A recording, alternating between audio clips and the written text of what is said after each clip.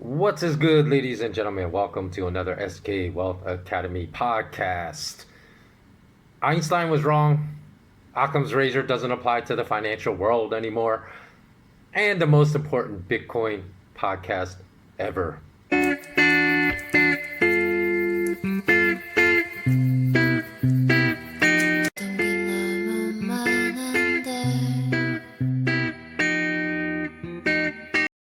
Okay, so let's get started.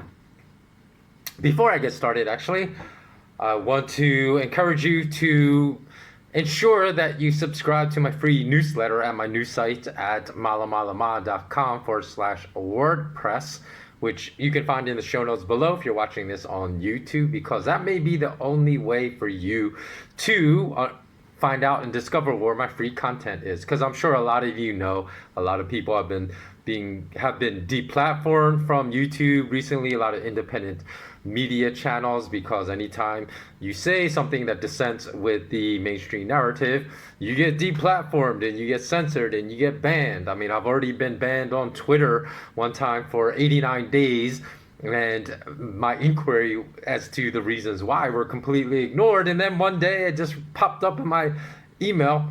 Oh, we're sorry. We've reinstated your Twitter account, and we accidentally They actually told me it was an accident. They said we made a mistake. We accidentally deplatformed you on Twitter, but we reinstated you with no further explanation than that, just saying it was an accident.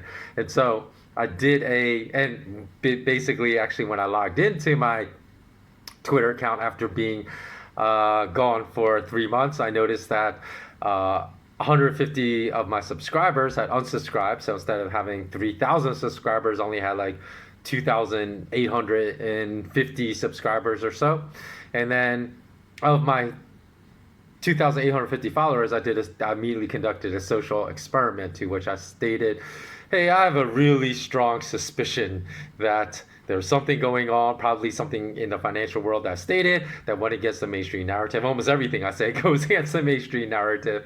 They probably pissed Jack Dorsey off, that little simp Jack Dorsey. I'd love to get in the octagon. I'm not a man of violence, but I would get into the octagon with no training with that man right now if he were to enter it with me and go, just go ham on him. But here's the thing, or maybe I shouldn't say that, because maybe even though it's a joke, YouTube, your dumbass algorithms won't be able to understand that and will deplatform me for making a simple little joke like this, because we live in such a marshmallow society. You can't even make a little joke anymore. You have all these uber sensitive people that we go back to the, even 30 years ago, they wouldn't be able to survive in that world we lived in 30 years ago.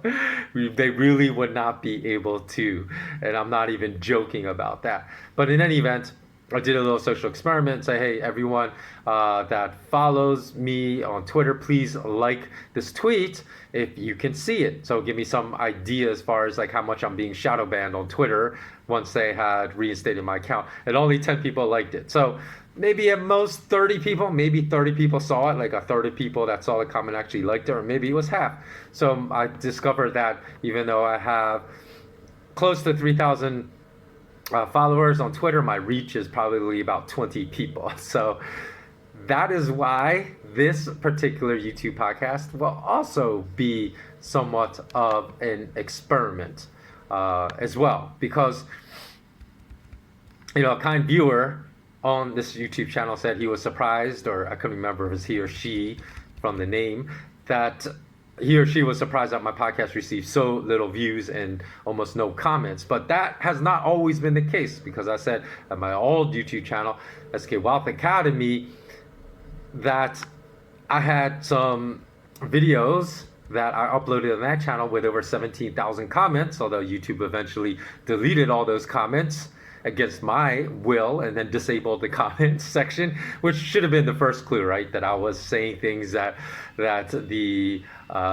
Google, the owners of YouTube, did not like, did not appreciate, and that went against their entire oligarch narrative that they're trying to promote out there and get people to believe. So that should have been the first clue. But I still would upload videos that would, get 30,000, 50,000, 70,000 views and so forth. But now it's almost a miracle if any of the videos I upload on this channel receive 1,000 views. So I've been seeing this kind of pattern for a while. It's immensely frustrated and disappointed me. So, and this has gotten to the point actually where on my Patreon platform, right, which is behind a paywall, the audio podcasts that I upload there receive more listens, and the video podcasts I upload there receive more views. And here on a publicly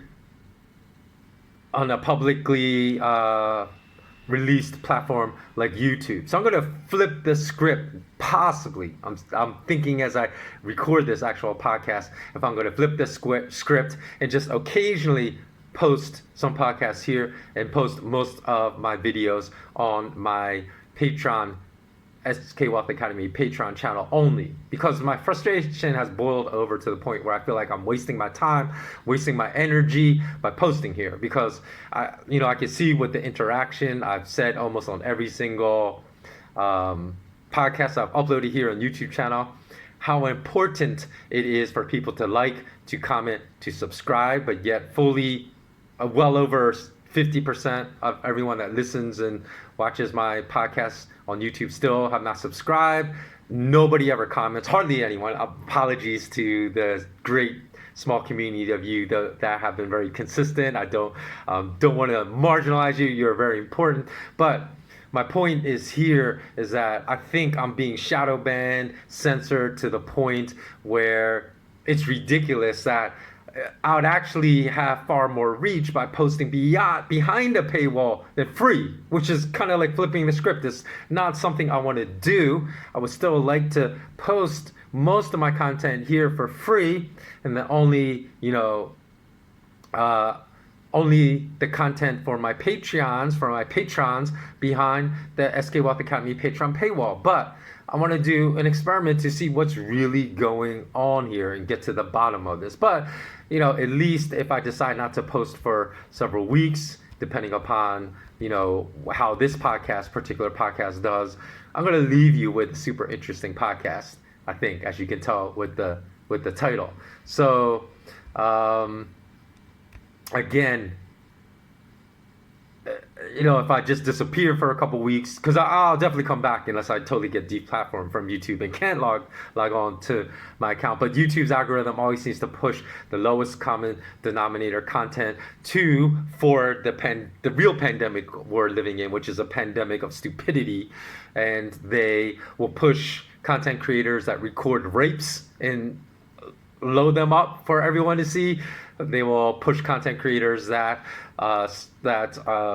videotape themselves standing in front of dead people that just committed suicide and mock them, and they'll push them, and they'll actually push them to the trending on YouTube, to the top of their trending videos.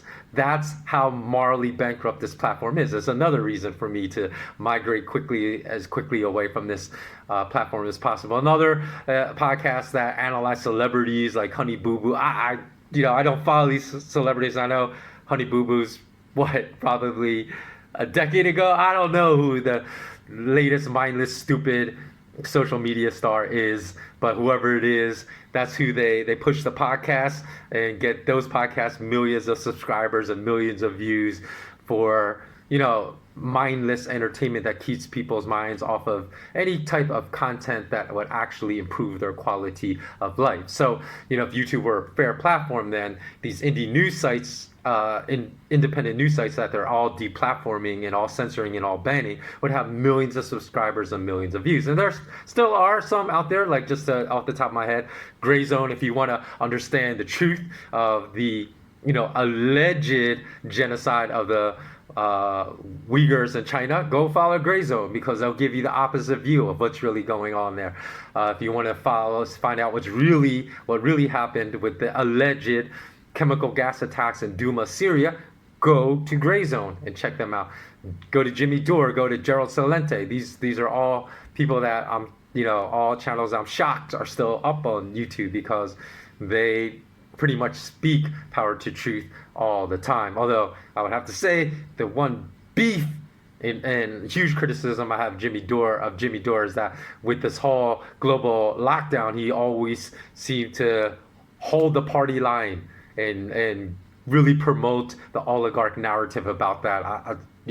I've heard that he's broken away from that a little bit recently, but you know, on the occasional podcast of his that I would watch, whenever he would push that oligarch party line about what's going on with this pandemic, I almost felt like he was selling out, to be able to say all the other things he said. You have to, give a whole bunch of propaganda on that front.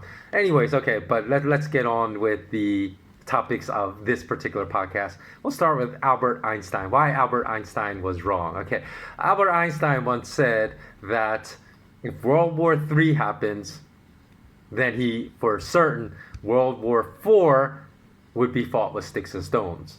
Now, I think that actually, at the time he said that, that was actually brilliant insight and remained true for decades. But I don't think it's true anymore. Why not? Because the advancement in technology has changed the world in which we live. So, in reality, World War III is going to be fought in cyberspace, right? Not with conventional nuclear weapons. Because the reason Einstein said that, he said World War III happens, it's going to be countries nuking each other, which will set everyone back to the Stone Age. Thus, World War IV, sticks and stones. But if World War III is going to be fought in the cyber world, which I think it is, because it already is being fought in the cyber world, then the next World War could be fought with nuclear weapons, right? Because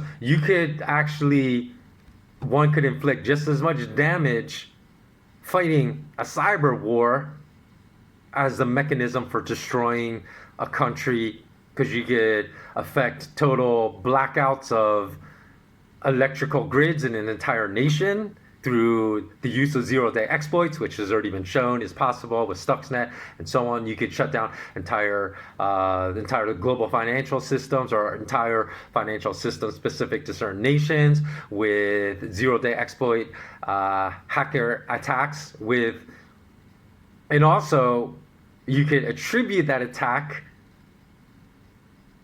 if you're a good hacker, to another nation that really didn't commit that act of war, right? So why would anyone fight World War III in a conventional manner? I just think this is the way World War IV is going to be fought. So with this virus that really wasn't a health pandemic for anyone under the age of 70, for over the age of 70, yes, but even then, the lethality of this virus for that age group is very questionable because, as we know, there are all these comorbidities. There were people that had like stage 4 cancer and that were diagnosed with the virus 1 week before they died. They were actually even told, I've heard stories, they were told by their doctors they're going to die within 30 days, and they died. They were tested for the virus 1 week before they died, and their death was marked as a virus death and not a cancer death, which is just ludicrous, right? And the way the social media has been, or the mass media has been so dishonest, now they're saying that people with vaccinations that got vaccinated and then died shortly thereafter, they're saying that, they're totally disregarding their comorbidities because maybe they had comorbidity that was actually responsible. And while, sure, there's no definitive answer, right? You can't say without, more invasive type of autopsy on the body what the true cause of death is. But when the comorbidity story didn't serve them, they just dismissed it, right?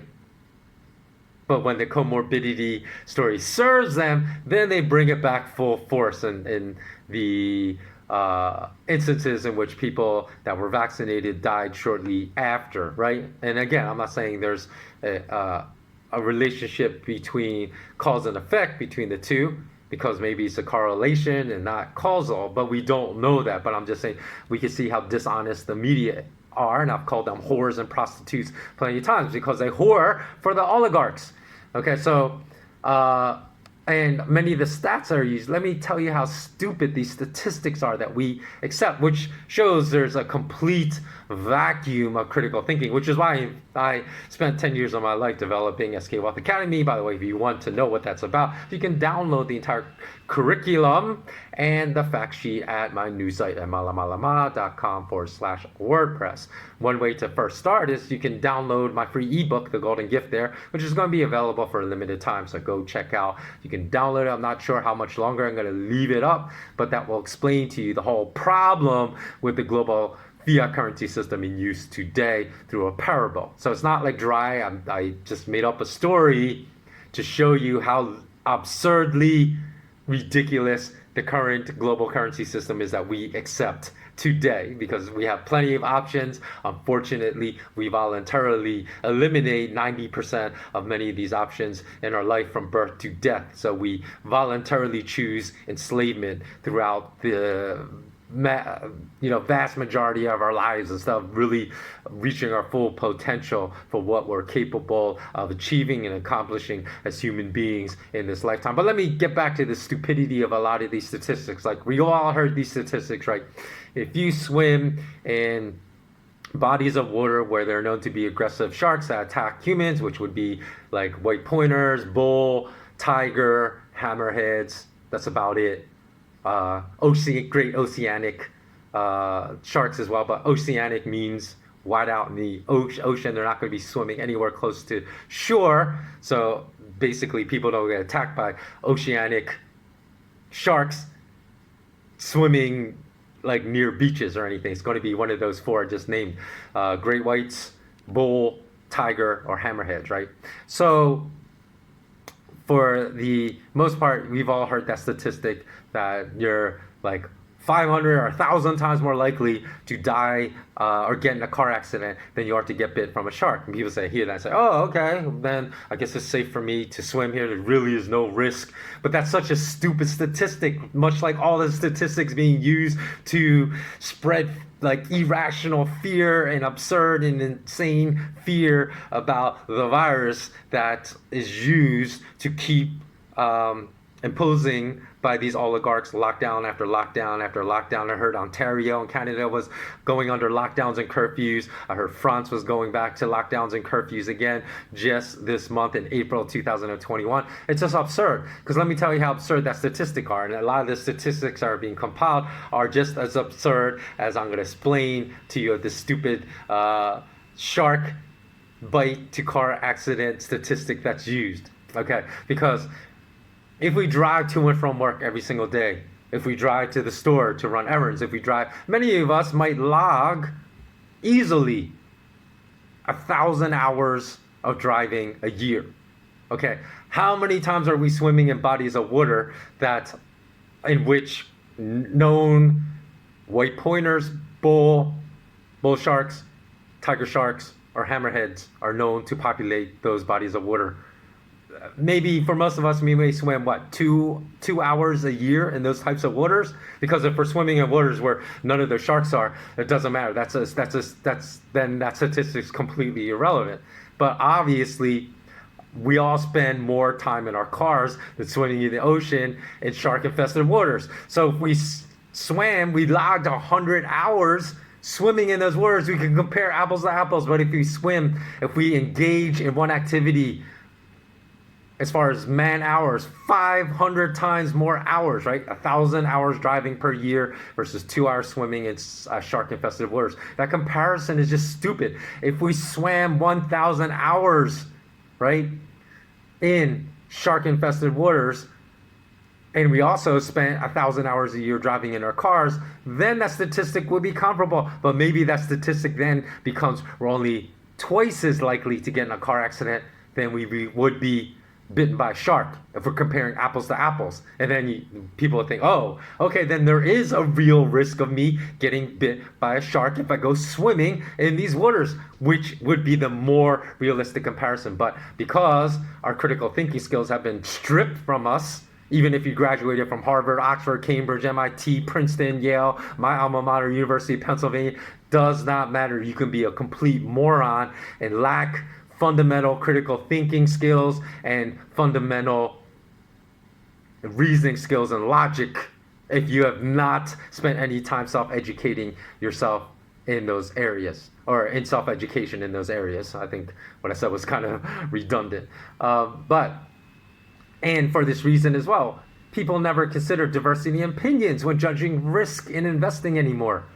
Like, I was listening to some podcast where somebody was interviewing Mark Cuban, the famous billionaire from Shark Tank in the US, owner of the Dallas Mavericks and the NBA. And this person was just going on, and Cuban was never opposing anything he said. Not to say Cuban was agreeing with this guy, but he didn't step in and say, whoa, I don't think maybe what you're saying is completely true. And of course, silence doesn't mean that he agreed, but if he disagreed, I think he would have, spoken up, right? But this person was basically saying, if you offer someone 1 ounce of gold, or which is around $1,730 some an ounce at this point in the futures market. I know it's much more in the physical market because there's a greater premium for 1 ounce of physical gold, which is the only gold that you should accept. You shouldn't accept any paper derivative form of gold. But 1 ounce in the futures market right now, $1,730 some, or you can receive $1,730 some in Bitcoin. Which one would you accept? He said that is not even a debatable question anymore. Meaning, of course, a million times out of a million, you're going to take Bitcoin over gold. And this person even went so far as to say gold is dead, right? Not Cuban, but the guy that was interviewing Cuban. And that is just absurd. That's absurd to make that type of comparison, saying that gold is dead. No one should ever consider buying gold anymore, because people just don't consider the opinions of those that disagree with them anymore. And so they can't see the merit of owning physical gold if you own Bitcoin, because they don't see Bitcoin as speculative. They see Bitcoin as a store of value, which if you look at the definition of store of value, Bitcoin's definitely not. Has Bitcoin been massively profitable for many? Sure. Has Bitcoin caused massive losses for many people? That too in 2018. Now, Cuban also said, he's talking about non-fungible tokens, NFTs, and he said he walked into the Mavericks arena, filmed himself doing it, and sold it for $20,000. He said he saw the digital video clip, packaged it as NFT, and sold it for $20,000. So some people would say, oh, there's no choice in between buying $20,000 worth of gold or buying that stupid few-second clip that Mark Cuban packaged as an NFT, because some people think you could resell that NFT. Whoever bought it for $20,000 obviously thinks he could sell it for much higher, so he probably hopes he could sell it for $100,000 in a few months, right? So again, here's the danger of not understanding risk. And if you understand you have to understand how asset prices are manipulated to understand risk. If you don't understand that, you will never understand real risk. Okay, because again, when Bitcoin was $20,000 at the end of 2017, I said it was going to get cut to $10,000. And then when it was $10,000, I said it was going to get cut to $5,000. And it actually went to $3,000. But on the contrary, when Bitcoin was trading more recently, right, although 2018 was only a couple of years ago, just in November of last year, and this is up on my news site, this is on a video on my YouTube channel, I said that, and it's in print, it's in video, online, back in November of 2020, that Bitcoin was going to double in 2021 to 40,000. Of course, it went to 60, right? So I underestimated that. Just as I underestimated the crash in 2018, said it was going to stop at 5,000, it went to 3. I underestimated how high it could go this year. I said it would get to 40,000, it went to 60. People say out there that it's going to go 100 by the end of this year. Maybe it will, okay? I don't know. But those are the only 2 Bitcoin price predictions I've ever made. You know why? Because I know how to assess the risk of price behavior. And when I was looking into the derivative markets for Bitcoin, I saw big moves that crashed predicted and the type of price action I was witnessing and observing in Bitcoin derivative markets back in 2018. And at the end of last year, I saw a big move coming ahead. So that's why I made, those are the only 2 times I made. So I'm not one of those people like Tom Lee that predicts 40,000 Bitcoin every single year for, you know, one godzillion straight years. So of course one year you're going to be right, and that's the year you come out and say, oh, I predicted it correctly, right? Those are the only 2 price predictions I've made for Bitcoin. Okay, so and one was a crash and one was a huge ramp up, right? Although obviously I said in the ramp up, my ramp up prediction was not big enough because 60,000 will likely be exceeded at this point. So if I also said, right, this podcast was going to include the most important Bitcoin podcast ever, but I'm going to keep track of time. So if I can't cover it, I'm probably going to split that off to another podcast. And if my reach here on YouTube continues to disappoint and frustrate, I might make that the majority of that the most important Bitcoin podcast ever only available for my patrons. But I'm undecided at this point because, as I said, I want to keep coming back, but my frustration and disappointment with these platforms, with my censoring and my demonetization and my continue shadow banning is just boiling over at this point. Now, the interesting thing is, I still think the risk of Bitcoin after it continues to go a little higher, well, there's still be a risk. It could go to $1,000 or even $1. I don't know. It could go to $1 million on the upside, but there's still the risk it could go to $1,000 and crash to there. Why? It's because people don't, as I said, they don't consider the diversity of reality out there when they're so heavily emotionally tied to one price behavior. For example, I'll give you a perfect example: rhodium. A lot of people don't even know what rhodium's used for, right? In industrial means. I recall that rhodium soared back in 2004, in 4 years. It went from $440 to $10,000, right? That's a multiple of 20, nearly 23 times. And then what happened? Once it went to 10,000, it crashed in a few months, that same year, 2008, to almost less than 1,000. People thought that was it. Rhodium's done. It's never going to come back. Well, rhodium was only $600 in 2016, and now it's over $25,000.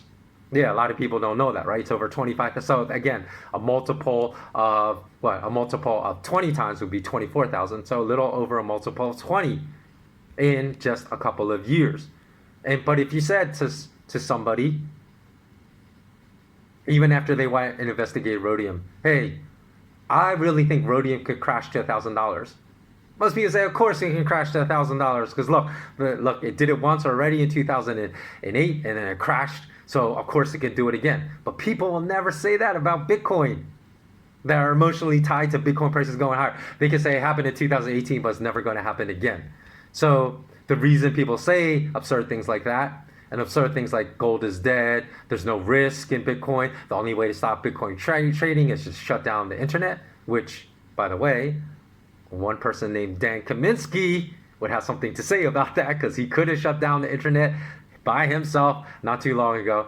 Or that no one can ever control Bitcoin or invalidate its safety or its price unless they take control of 51% of the hashing power, and that can never be done. These are all falsehoods because people have not looked at how advancements in technology in the financial world has produced vulnerabilities in the system. And again, I will discuss this in depth when I get up to this point of talking about why this will be one of the most important Bitcoin podcasts you have ever listened to, because the assumption that nobody can take control of 51% of the hashing power of Bitcoin is wrong.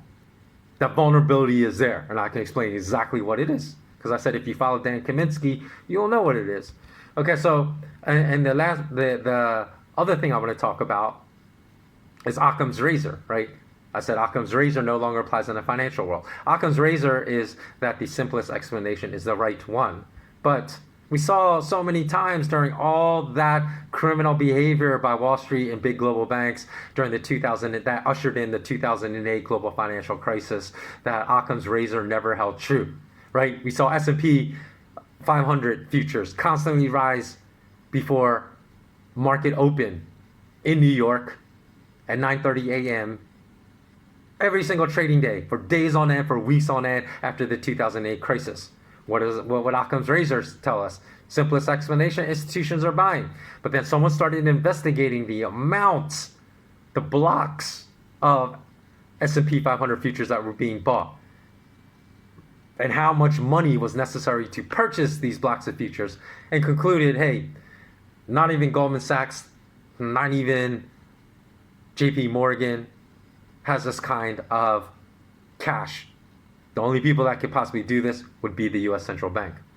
2008, when Forex currency pair rates would be mercilessly ratcheted up and down all over the place, sometimes slammed lower in an expected manner, sometimes ramped up in an unexpected manner. Again, Occam's razor would say that market demands for the two different currencies were responsible for these anomalies and quite significant movements that would, result likely in billions of dollars of profits and losses for Forex traders, cumulatively, because the Forex market is a huge market, trillions of dollars a day, that would be responsible. But again, of course, came out that big Wall Street bank Forex traders were manipulating the rates. It came down to manipulation.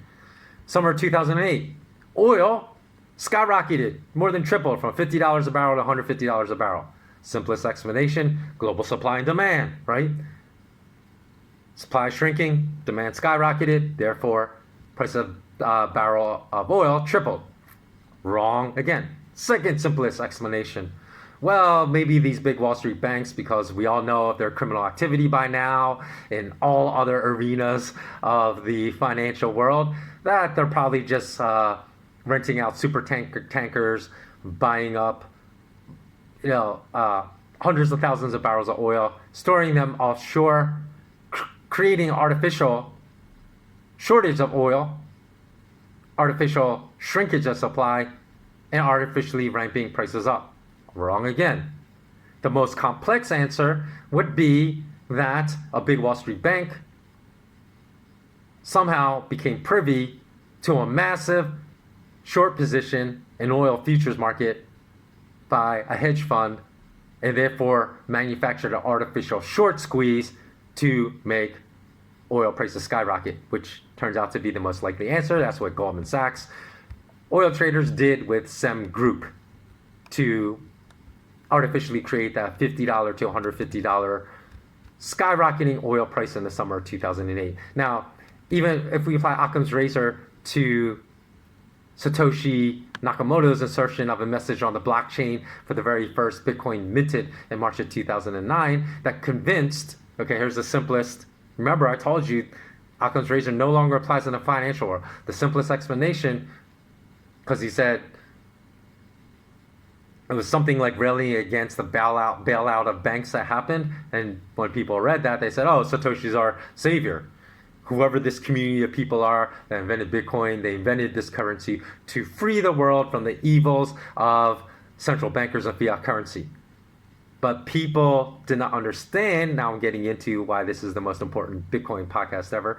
People didn't understand how similar Satoshi's message was to the deceptive message of central bankers in 1913. They actually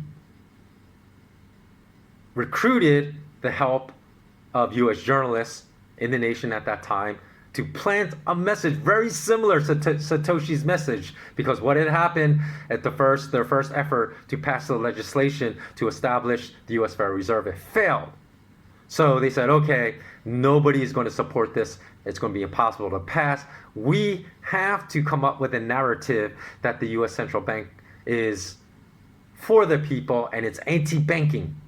Anti-banking, just like Bitcoin was positioned, the narrative. And they produced a message in newspapers all throughout America, very, very similar to the message that Satoshi embedded in the blockchain for the very first Bitcoin mined.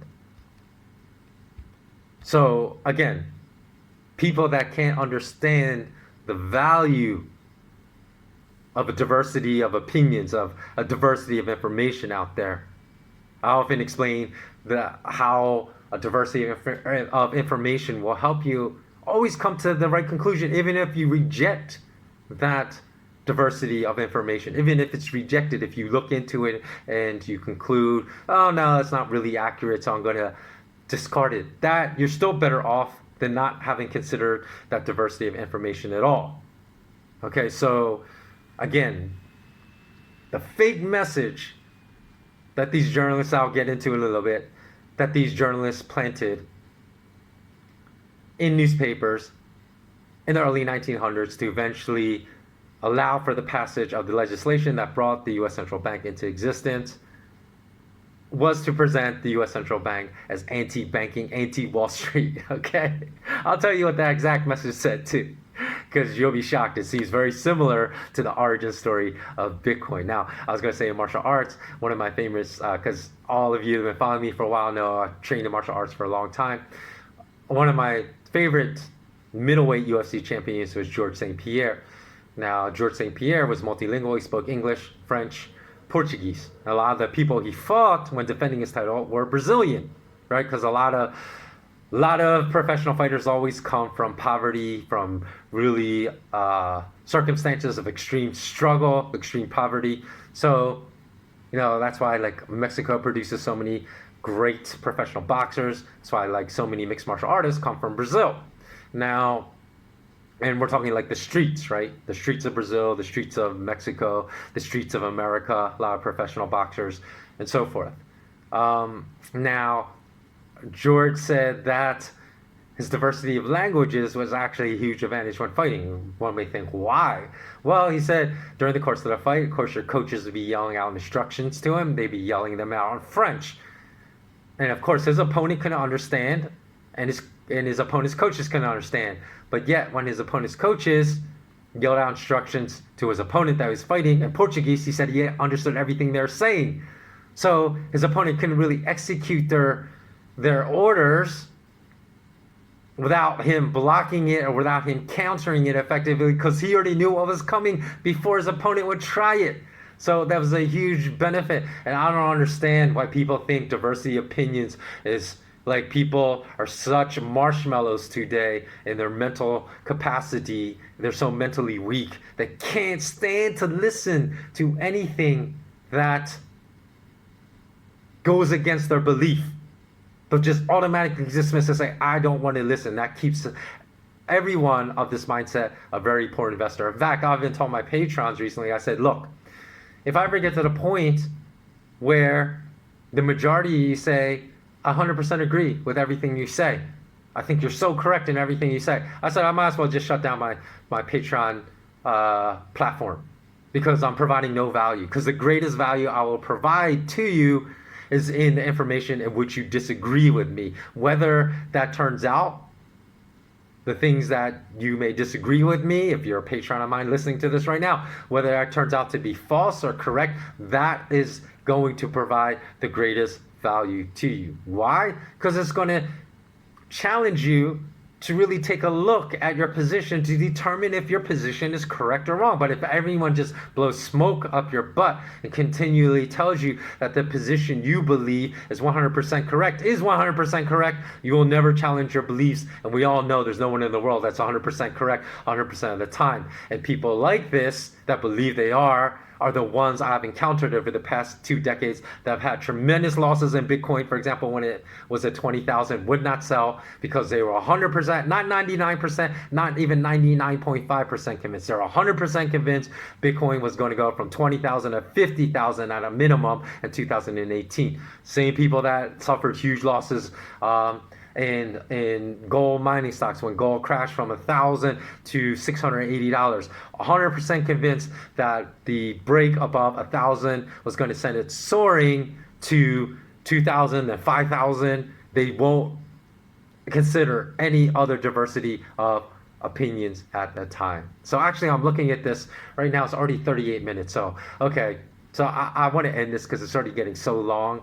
So I will continue with the most important Bitcoin podcast ever, covering the points and more points.